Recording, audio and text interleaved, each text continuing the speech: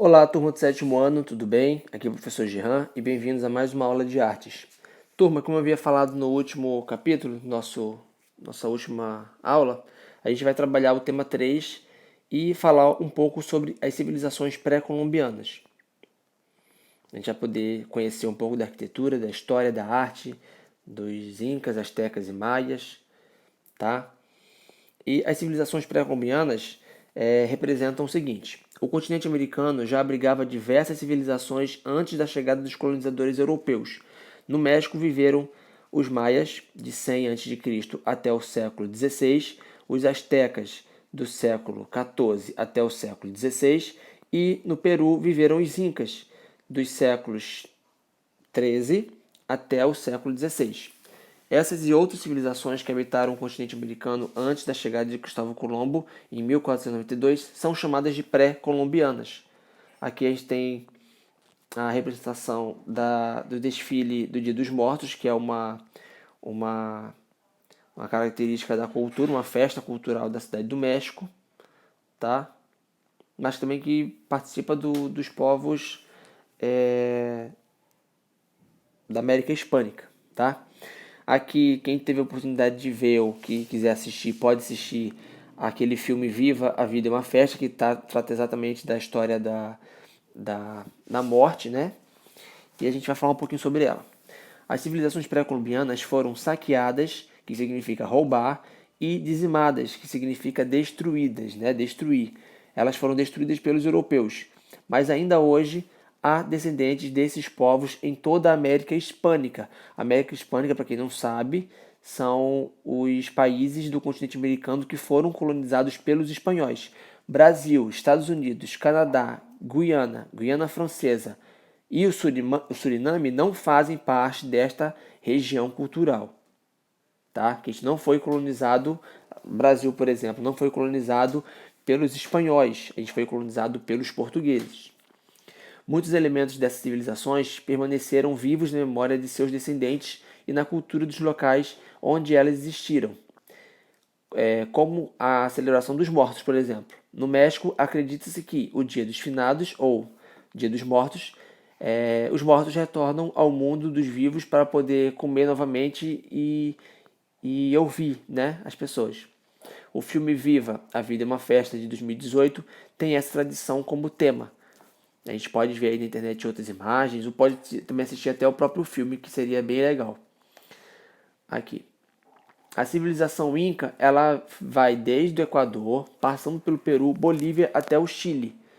No Peru, a lendária cidade de Machu Picchu é visitada por muitos turistas, que são atraídos pelos mistérios que o cercam, como o fato da cidade ter sido construída em um local muito alto e de difícil acesso. Machu Picchu fica no topo de uma montanha na Cordilheira dos Andes, a 2.450 metros de altitude. Sua arquitetura impressiona pela beleza e pela técnica que foi empregada em sua construção. Para erguer essas cidades, os incas tiveram que transportar pedras enormes até essas alturas, enfrentando a pressão atmosférica e os ventos fortes e gelados. Aqui a gente consegue ver a fotografia do Templo das Três Janelas, na Praça Sagrada, em Machu Picchu, no Peru. E indo para outra página, a gente tem a construção aqui dessa pirâmide, né? Na verdade é uma pirâmide de Kukulcán, também chamada de El Castillo, da arquitetura da civilização pré-colombiana tolteca, que foi de 1100 a 1300.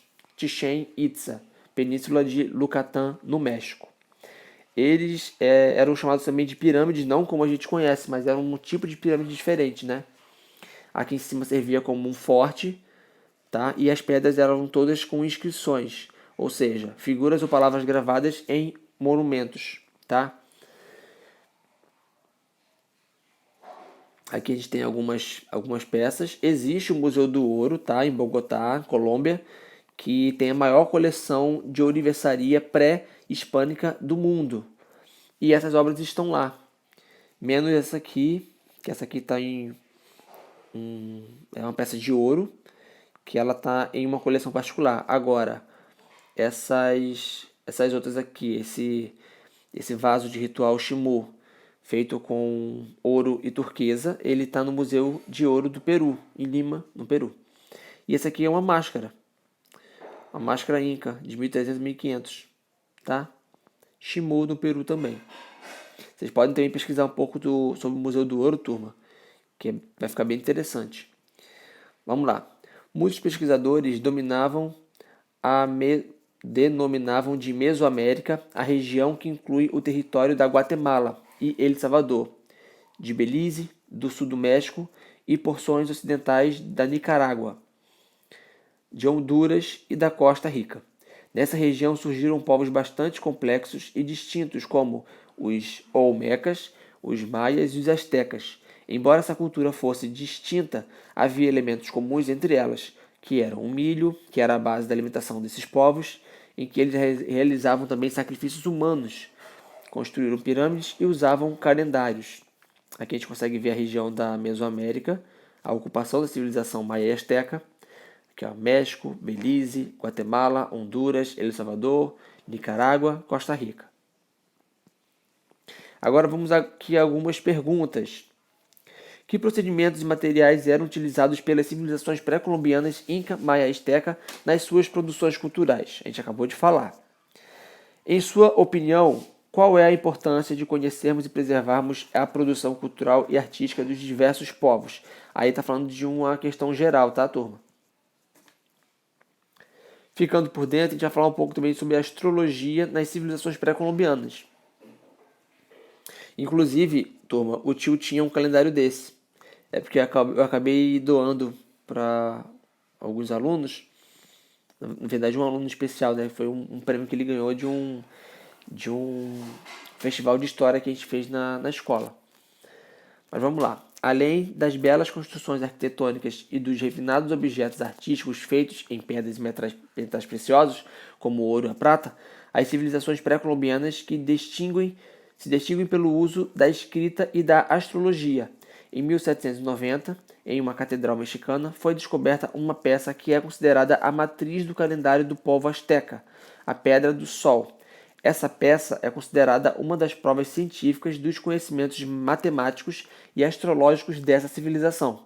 A Pedra do Sol consiste em um calendário trabalhado e talhado em um bloco de basalto de em média 3,5 metros de diâmetro que retrata a imagem de Tonatiuh, o deus do sol dos astecas. Os círculos e as figuras presentes na imagem simbolizam os dias, as semanas e os meses do ano. A construção desse calendário só foi possível graças a avançados estudos sobre o movimento dos corpos celestes que foram realizados pela civilização asteca. Todas as civilizações pré-colombianas faziam uma metódica observação dos astros. Ou seja, tem várias teorias aí sobre astronautas do passado, que vocês podem observar que esses povos antigos sabiam muito, tanto os egípcios como os índios, né, como os maias, astecas e incas, enfim, e vários dos povos. Aqui a gente vai navegar pelo Museu de Arte Pré-Colombino, o MAP. Vocês podem entrar nesse site, pode procurar o guia, né, no Google para poder observar direitinho esse Museu de Arte Pré-Colombino. Vocês vão acessar o site, tá disponível, e assistir ao vídeo que mostra parte do acervo da instituição. Em seguida, acesse o Collection e observe a galeria virtual do museu. Após visitar o site, anote as suas impressões sobre o MAP e destaque as duas obras de arte que você mais gostou. Tá? Você vai registrar aqui. Mergulho nas imagens. Aqui tem uma brincadeira sobre o Mickey, né? Que é do artista Nadim Ospina, que ele produz a obra que dialogam com os elementos da tradição pré-colombiana e exploram a questão do mundo atual. Aí ele botou aqui um ídolo, né, em formato de boneco, e o Mickey segurando. Essa obra foi feita em 1999. Aqui mais uma obra, tá?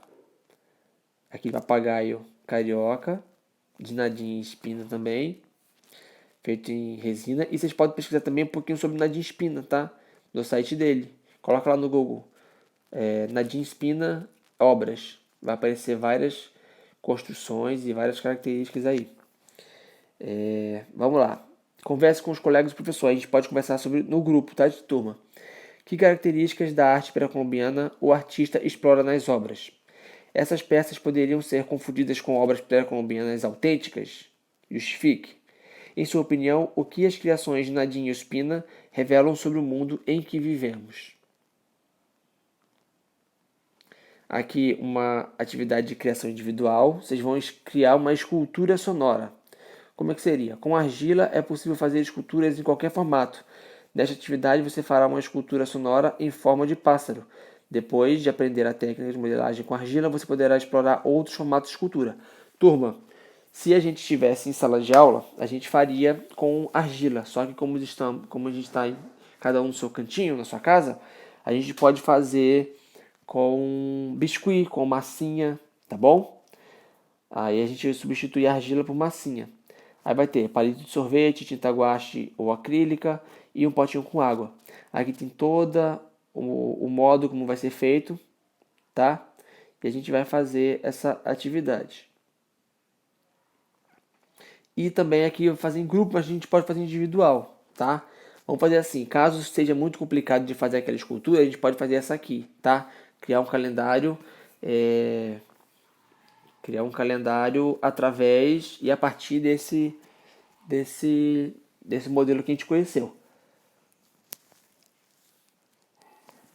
Vamos lá. A caixa, você pode fazer esse calendário com vários materiais, com tampa de Nescau, pode fazer também numa folha, tá? Em cartolina.